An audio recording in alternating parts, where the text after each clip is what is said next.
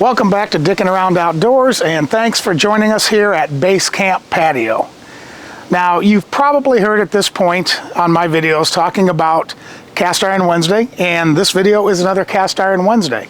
But there is a twist, and I didn't know that there was such a thing, but if you're not aware, this is Spamtember as well. Why is it Spamtember? I don't know. Somebody decided it was Spamtember. So we're going to go ahead and we're going to do one of my favorite breakfast items, but we're going to mix it up a bit. We're going to throw in some Spam, and we are going to make Chile Verde Chilaquiles. So let's see what we're going to use to make this recipe. What are the delicious ingredients for today's chilaquiles? First off, we have a little bit of chopped up cilantro for garnish. We've got our Chile Verde sauce, which is absolutely necessary for Chile Verde chilaquiles. For a little twist, we are going to throw in some pinto beans that we cooked up last night because I'm a big fan of pinto beans.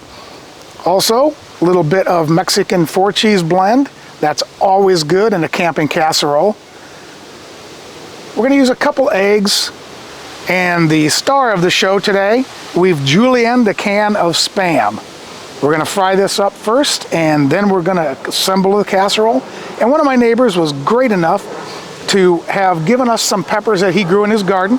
They're a little hot, but we're going to go ahead and toss some of those in as well. And the last and final ingredient is going to be our tortilla chips, which serve as sort of the base of the chilaquiles. Our Dutch oven is good and hot. I'm going to just go ahead and put in a little olive oil. Let that warm up for a second. Then toss the Spam in.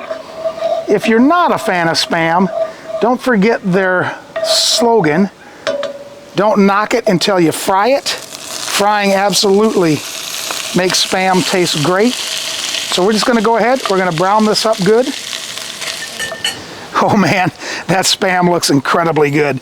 So we're going to go ahead, we're going to take this out, get rid of the excess oil in the Dutch oven, and then we'll assemble our casserole.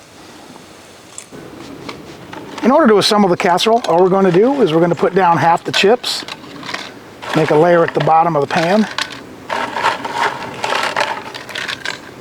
and on top of that, we're going to sprinkle half of the Spam, half of our beans, then the Chile Verde, half of our jar of that, or this is half a cup basically each time, and half of our cheese, followed by another layer of tortillas,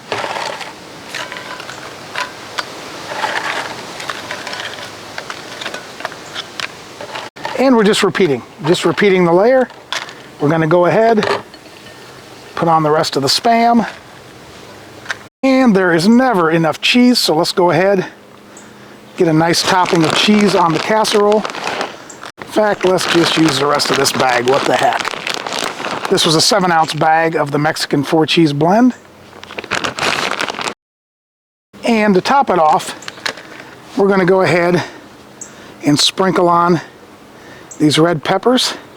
And I think not only will that give it a bit of heat, it's also going to give it a bit of color and make it look more festive at camp. So let's get this back over the coals. We're going to cook this at 350, which means we're going to use 21 coals. We're going to have 6 on the bottom, stack the rest on top, and let this bake for about 30 minutes. Chilaquiles is traditionally a breakfast dish, and we are going to go ahead and combine this with some eggs. So we're going to sling on to our Coleman Sportsman stove the OXO carbon steel skillet. We're going to let that warm up a bit. We're going to fry up a couple eggs. Our chilaquiles is getting close to being done. It looks fantastic. So we're going to whip up some eggs here. Then we'll dish this up. We'll show you what it's like. Pan looks like it's good and hot. We're going to go ahead, put our eggs in, get those frying, and be ready when the chilaquiles is done.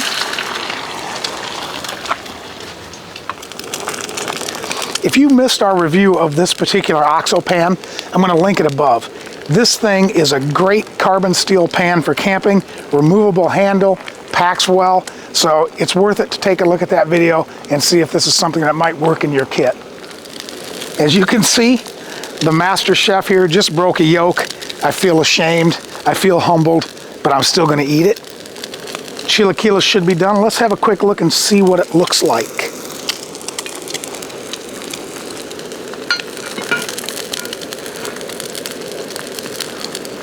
Oh my goodness, that looks fantastic. I'm gonna go ahead and call that done. So let's take this lid off. Take this off the coals. I think our eggs are ready, so we're gonna take those off the fire. Let's dish it up and see how it tastes. And here we have our Chile Verde Spam Chilaquiles. I'm just gonna drop a little cilantro on top. If you want, a little sour cream would be nice on this as well. And if you're not a fan of salsa verde, absolutely make this with your favorite tomato-based salsa. Whatever brand you like, it would work just as well. If you want to put a dollop of sour cream on it, I think that's a great idea. And the beans that we use today are the Pinto beans from Rancho Gordo. If you love beans and you haven't heard of Rancho Gordo, you owe it to yourself to check these guys out. They do heirloom beans of all types. It's a great company. They have fantastic beans. Check them out. Let's see how this tastes. And I fear it's going to be kind of hot. All right. I'll tell you what, it smells good. And those tortilla chips, they get nice and soft when they go into that hot Dutch oven and get that hot, moist heat. So let's see what we've got here. Look at that steaming.